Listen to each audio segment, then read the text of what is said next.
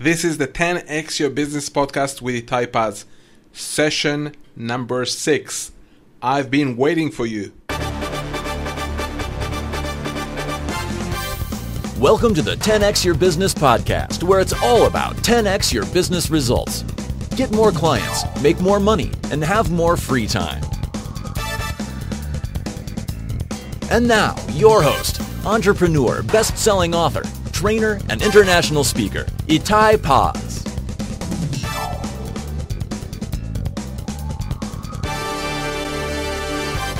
Hi everyone, great to have you here with me today. And today we're going to talk about how to turn your knowledge into paying customers and into revenues.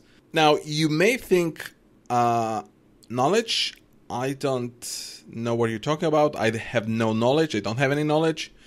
So first of all, if you want to 10x the results of your business, if you really want to grow your business to the next level, 10 times more and even more, if you want to grow in life, you have to understand. You have to utilize knowledge. And instead of asking yourself, there's one question, that I always tell people, which is one of the keys to success, and I think I use it a lot, is instead of asking yourself, can I or do I, you should ask yourself, how can I? And just to give you, the one single word between can I and how can I gives you a completely different approach, completely different answer. Because if you ask yourself, can I, then basically the answer would be yes, no, or maybe, right? One of the three options. But if you ask yourself, how can I, then your mind goes to completely different path. And instead of thinking about yes, no, maybe, it starts to think about how can you do that? It starts to look for solutions, and therefore it brings you closer into getting the results or the path of what you need to do in order to get there. So this is like a key thing, not necessarily just for knowledge, but for everything. So before you ask yourself, do I have knowledge? And don't ask yourself, do you have knowledge? Ask, how can I find the knowledge? Or how can I find the knowledge that I have? And I have never met any business owner or for that matter, any person that doesn't have knowledge that can be utilized and empower other people and eventually generate money. Because think about yourself. You have business experience, you have life experience, you have skills, you have knowledge. You've done something in your life. You accumulated stuff over life, and you can use it in order to generate income. Like I said, paying customers and revenues for your business. So let's start with the business, the first level of that, which is why. So first of all, the internet has broken all barriers, right? No borders, not in your local city, not in your state, not in your country, not in your continent. You can go anywhere. And when you're talking about knowledge is transferable. So you can get anywhere. Your market is unlimited, and you can give the value, the knowledge, the value through the internet very easily. The second reason why you should use knowledge and utilize knowledge into your marketing activities is that it is a great thing to build your authority, to build an authority and expert status. Because think about it, if you want to hire an expert, for example, let's say a dietitian, or a fitness trainer, right? Two fitness trainers, they both look good, and you check them out, and you think they're good for you. Now, one has published an ebook or a book or a course, an e-course or whatever. We'll talk about the variety of, but he has information products that differs him from others, and especially from the other guy. So it puts him in a higher level, and usually it says, oh, so he's probably a bigger expert, a bigger authority, because he has an ebook, he has something online, he has an ebook, he has an e-course or anything else, so he can utilize that. And the third thing, of course, is income. So we'll talk about how and why, but income is a good reason the third and great reason to utilize knowledge. Now, there are few ways to leverage the content or the knowledge that you have. You can use it as a free content. So if you have your knowledge, you can turn it into different marketing content, different products of knowledge, and give it for free. That for itself will be part of a process that will bring you clients over time. The second way to leverage content is your ability to actually sell the content, sell the knowledge. If you sell the knowledge, you make money right on the spot. So that's the second option. The third option for you is actually doing both, which, if you ask me, is the right way to go, using content, free content, to bring clients and also sell knowledge. Different knowledge, different level of knowledge, but you can do both of them in order to take your business faster. If you want to 10x your business, you should both use the free content, free knowledge marketing, and sell your knowledge as well. That's the best way you can go. Now, is it for everyone? Absolutely yes. Yes, yes, yes, and another yes.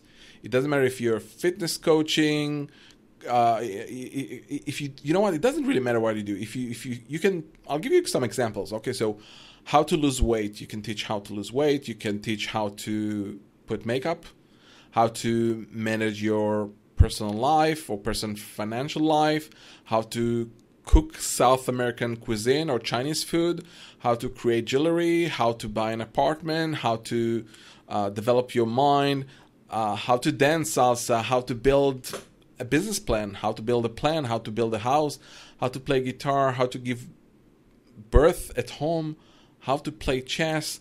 And you know, we even saw, you know, this, we always look at different funny things people teach online, and you can even learn how to kiss. Yeah, people are buying knowledge of how to kiss.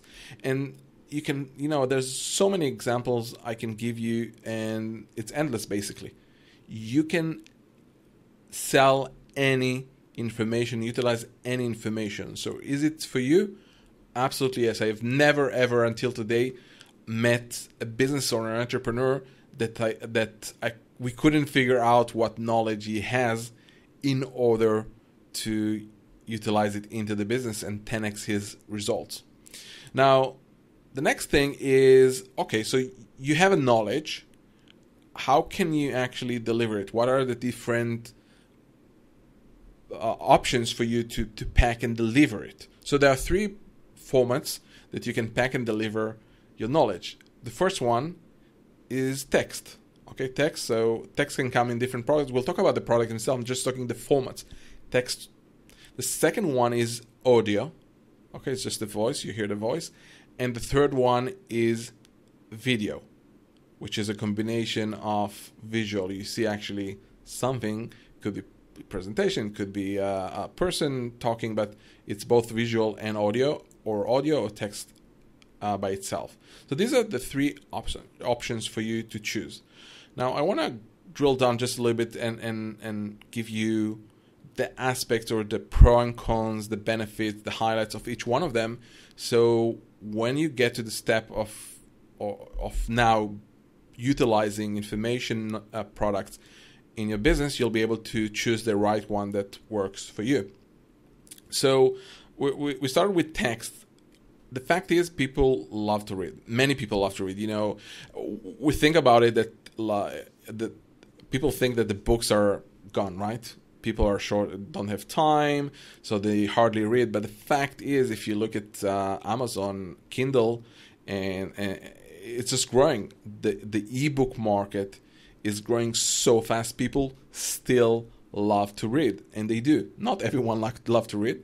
I'm personally not a person who loves to read. Maybe if it's a short thing, I'm more the video guy or audio, but less the text. But many people do. So people love to read, and the cool thing about it, it's available anywhere. So you can actually read it from your smartphone, if you can read it, if it's not small enough. Smart devices, iPads, etc., computers, you can print it out. Okay, you can also print it out and actually read it as physical. So although it comes in a digital mode format of text, you can actually print it out on a paper and use it. When we're talking about audio, so this is a trend. More and more people love to listen. Like you're listening to this podcast right now, which is just an audio file. Now, why is it so attractive? Why do people actually love audio? The reason is very simple. We have lots of transition time. I can call it transition time, where our time is not utilized enough. So if we're in the train traveling somewhere, then we might be able to read, but with all the interferences, people going, pushing, then it's easier to put your headphones and just listen to an audio. You can drive in a car, and of course you can't read text in a car, so you can actually listen in the car. You can do it while you exercise, running, you're going to the gym, just walking your dog, whatever it is. You can utilize the audio and just use, get information. So more and more people love it. That's why you see podcasts are popping all the time. That's why you see that it's growing, and more people using audio as an information tool. Now, this is very powerful for longer information in terms of time, content time. So usually you would see audio from 10 minutes and more. Podcasts themselves could get to an hour and a half, depending on the format, depending on what they want to achieve and what their goal. But people, like I said, people are doing stuff. So while they're doing stuff, they usually have more than 10 minutes to listen to their stuff. So this is really cool format. The third format which we talked about was video. So video usually, like I said, it's either you do a video of yourself talking, so they can see you while you talk. It could be on a whiteboard, it could be on your computer, outside, doesn't really matter right now. Or it can be a presentation, okay, like a slide presentation, where they can actually see the slides moving as you're talking. It can also be a combination of both of them, which means there are all kinds of programs and software where you can actually record a screen, and at the same time you can take a video of yourself on the corner, in the bottom or the top, where they can actually see you as you speak. It doesn't really matter how you do that, but the video is really powerful. People love to see video. Usually it's not for long videos. People less have patience to listen to videos, long ones, to watch videos. Some people do. I have more patience, but I myself, and I download some videos, could be like an hour and a half, and through the devices we have on computer or smartphones, we can actually watch it faster, like 1.3%, 1.4 faster, and you can watch it like 20, 30, 40% faster. Less time, of course.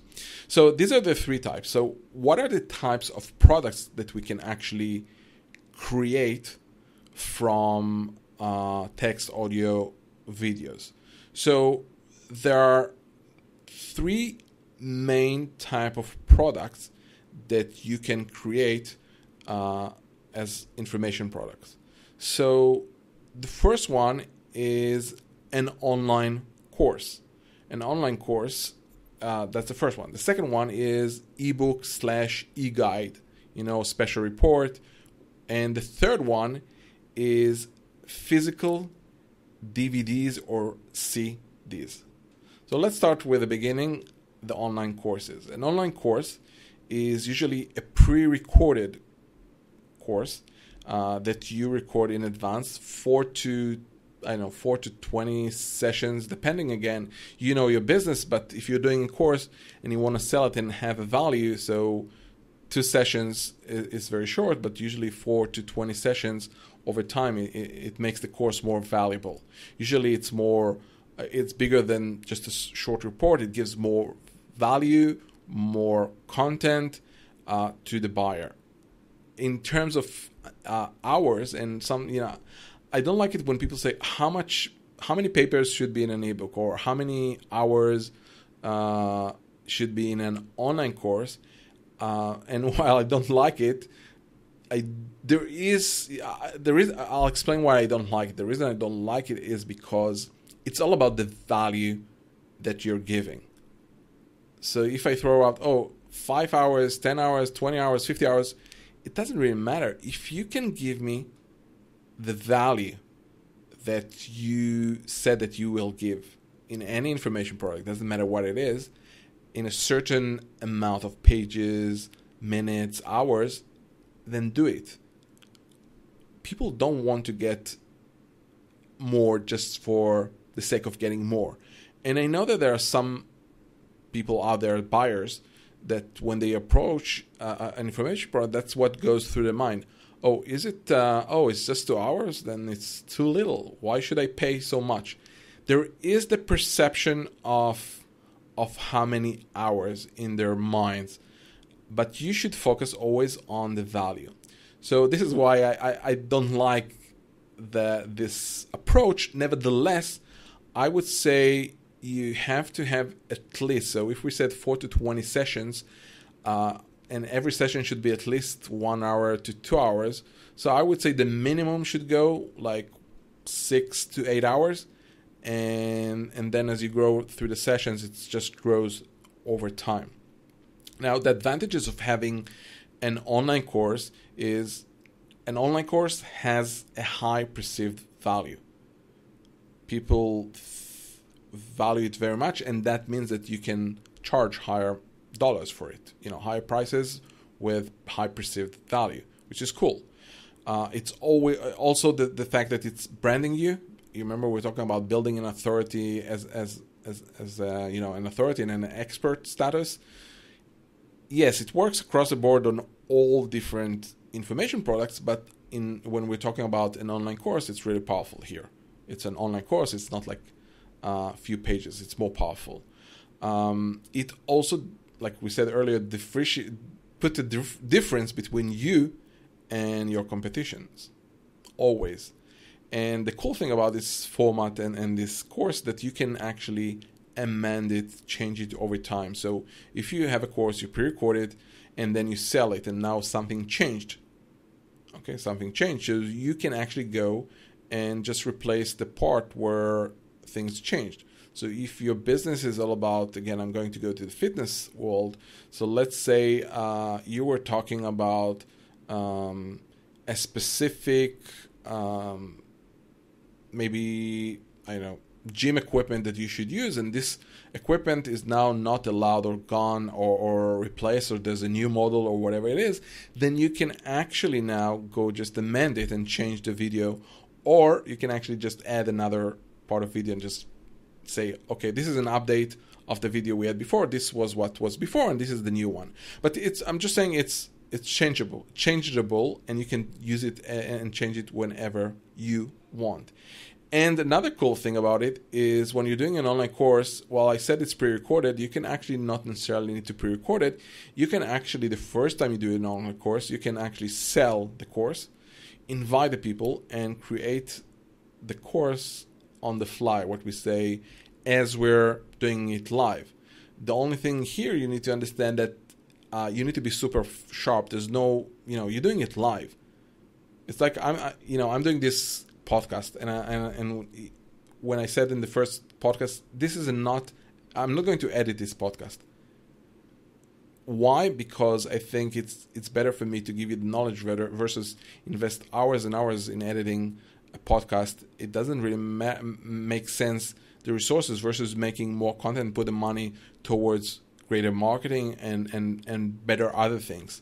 So when you're doing an online course, you need to remember, if you do it live and recording it, So if you make a mistake, it can happen. By the way, it can happen. It happened to me in the past. It's not just a mistake. You say something and then you say, okay, hold on for a second.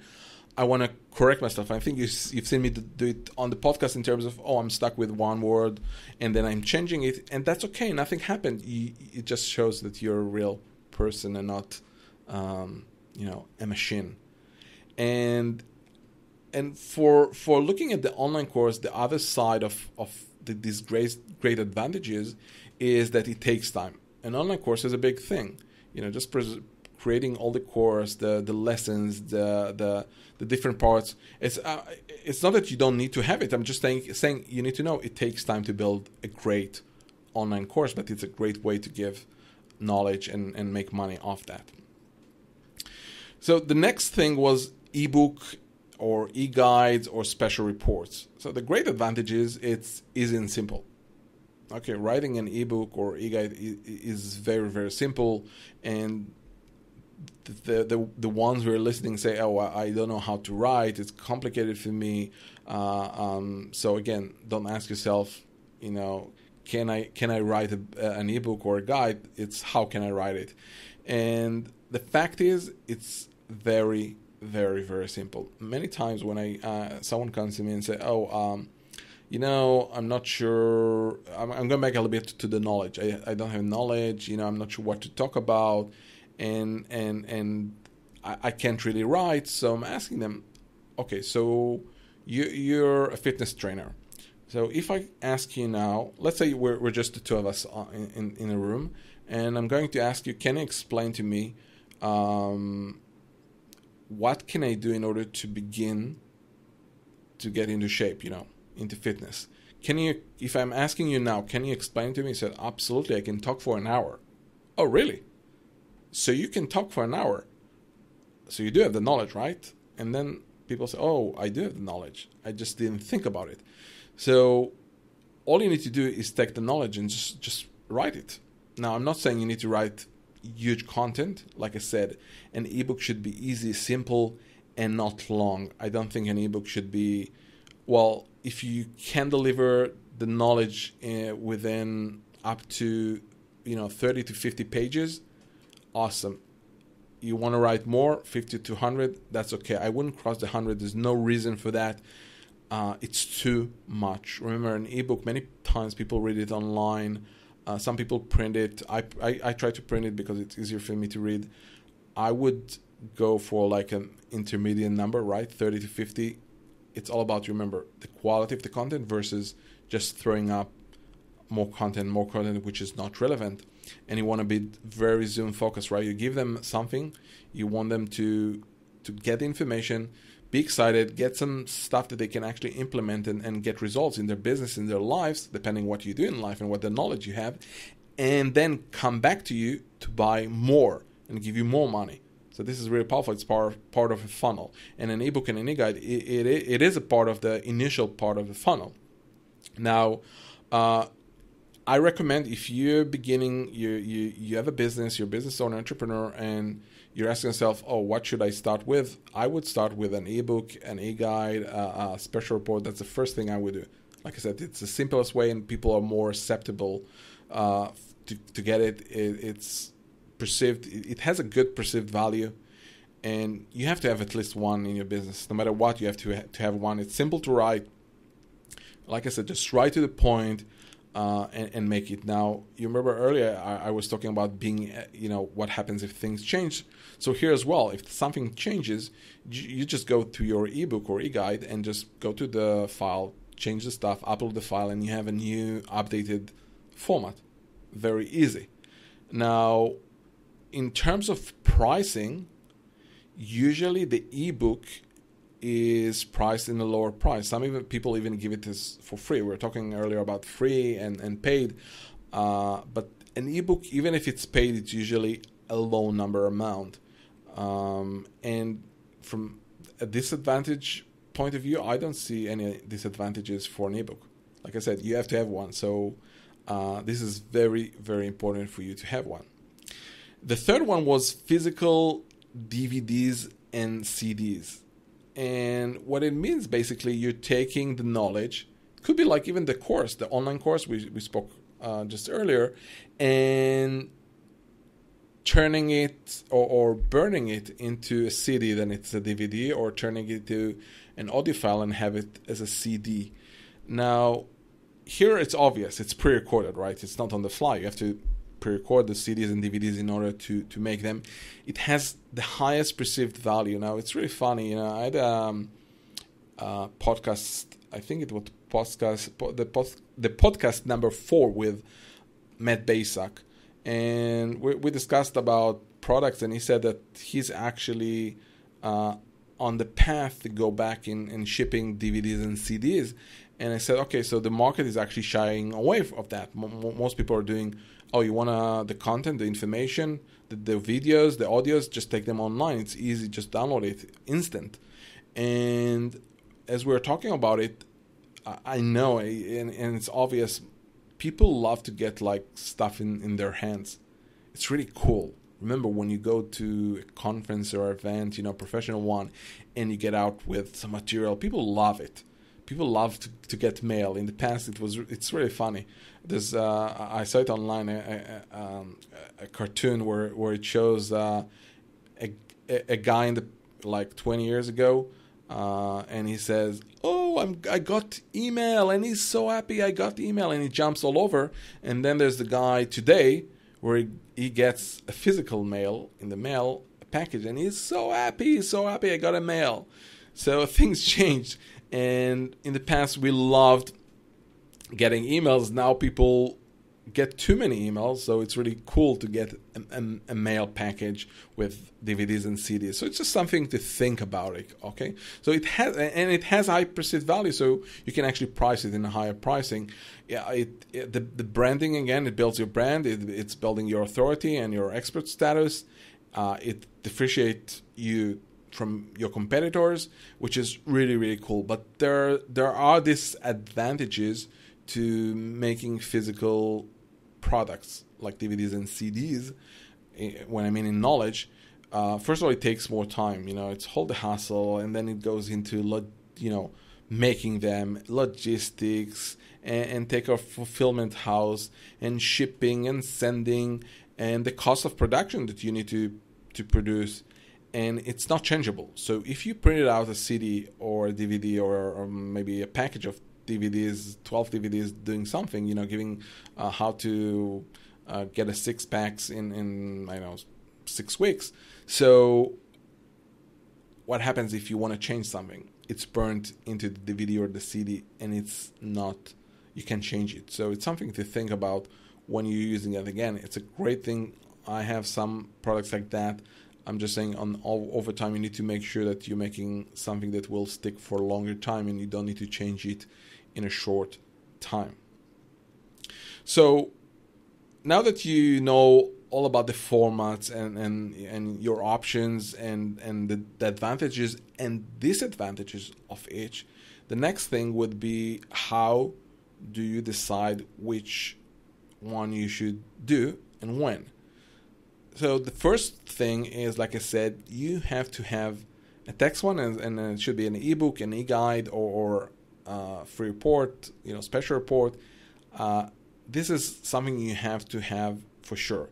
The next level, depending a lot on your business and what you do and what's the purpose. Are you actually utilizing content in order to bring audience and then sell them something, which is a physical service or products, or utilizing information to bring them and then sell them more information, which is cool as well. And then you need to look at that as well, because when you go to the next level, there's cost to produce e-courses, CDs. It doesn't matter if physical or not, there's cost. You need to invest resources. It could be time and money, but it has a cost. Even time costs something for us. And think about how quick can you make it. Sometimes it's all about, if I want it really fast, so would I go on a full, 20 weeks of course, or 20 sessions of course, depending what you want right now. And think about logistics, production issues, being able to get to people. Remember, one of the cool thing about information products that you can actually get to anyone, anywhere in the world. And when you go to physicals, you need to remember it has shipping and has other options, so other disadvantages. So you need to look at all of these aspects that I've given you, but for sure start with an ebook. That's the most important thing for you to do. Now, to summarize everything, I want to say something very, very important. You have to use information to get more clients, to get more traffic, and make money. There's no other way you can do that. You must do that if you want to 10x your business. And remember, if you want to leverage your business, if you want to grow 10 times, 10x your business, 20x your business, doesn't matter how much you want to grow, but you want to grow fast, you need to take yourself as a business owner. And I talked about it in one of the initials, I think the first or the second podcast, I was talking about the fact that you as a business owner can't do everything in a business, right? There's marketing, sales, and fulfillment. And if you want to leverage yourself, you want to grow, you need either to bring more people, right? Because people will be able to fill out the seats, or you can leverage the power of information marketing and using information in order to get to many people to fulfill the product, right? Fulfilling the product, to get to them, to do the marketing. So many stuff can be utilized by marketing that you don't need the people. And like I said, to 10x your business, it's either you bring the people or you bring the knowledge, or take the knowledge and utilize it into your business. Information marketing, content marketing, which is a completely different world, but it is part of it. You need to have information marketing. Now, one more thing before we wrap this podcast about information and information product, it's going to talk about pricing. I know one of the things people go through their mind is, how do I price the knowledge? And the answer is very simple. It has a few things you need to consider. First of all, what are you going to use it for? Again, if it is only to bring clients, bring prospective clients, then it's free, right? You don't need to charge anything, although charging some money would flag the people that put their credit cards into more potential clients and serious clients to buy from you faster. But again, free is the level of, hey, I just want to sell my products and services and I don't want to make money, I just want to bring them, so utilize it, zero money. And ebook, usually the range, I would see most of them are going between $0 to, or maybe not zero, but between $10 to $80, maybe sometimes $97. And the next level, which is e-courses, that's already the next jump. So it could be from hundreds to thousands of dollars, depending again on the market you are at, what's happening with your competition, whether they do they have other products like you, like what you're going to do, information marketing. Just look information products, just look what they're doing and figure out. I'm not saying, hey, you should, he's selling it for 100, I'll sell it for 100. He sells it for 200, I'll sell it for 200. I'm not saying you should, but you should look at that. It's good to know your competition. Just know what's going on there. If you don't know your competition, you don't know your market. So it's always good to look at what's going on there. Now, a great place to do that, to learn about information products, what in the different industries, it's one of the most amazing company I know for information marketing. It's called ClickBank. Now, ClickBank is a huge processor and aggregator for information products. So just go to clickbank.com. I think there are tens of thousands of products there in different niches and markets. So just go search, browse. You can see the pricing. You can see how they presented, what they did. That will be like a quick, short, I would say, introduction to info marketing in your business, just to see what they're doing. So if your business in music, or you're teaching the piano, go and see what they're doing in piano. And very fast you'll be able to take all the knowledge I gave you today in the podcast and put it into pieces together. And together you'll be able to understand, this is how it's implemented in my market. And now you can take it to the next level. So guys, you must implement information and information product to 10x your business. And with that, I want to thank you for being here. That that's it for this show. Thank you for tuning up, and go and 10x your business. And I'll see you at the next upcoming show. So make sure you tuned up. Thank you for tuning in to the 10X Your Business podcast with Itay Paz at www.itaypaz.net/podcast. We will be back with another great podcast next week. If you're digging what you're hearing, your next step is to go to iTunes and in the search box, type 10X Your Business. Click on Itay's picture and go ahead and subscribe to the podcast. And if you're feeling generous and you want to help other business owners and entrepreneurs like you to find this podcast, then give us your rating and review. Thanks for tuning in, and we'll see you on the next one.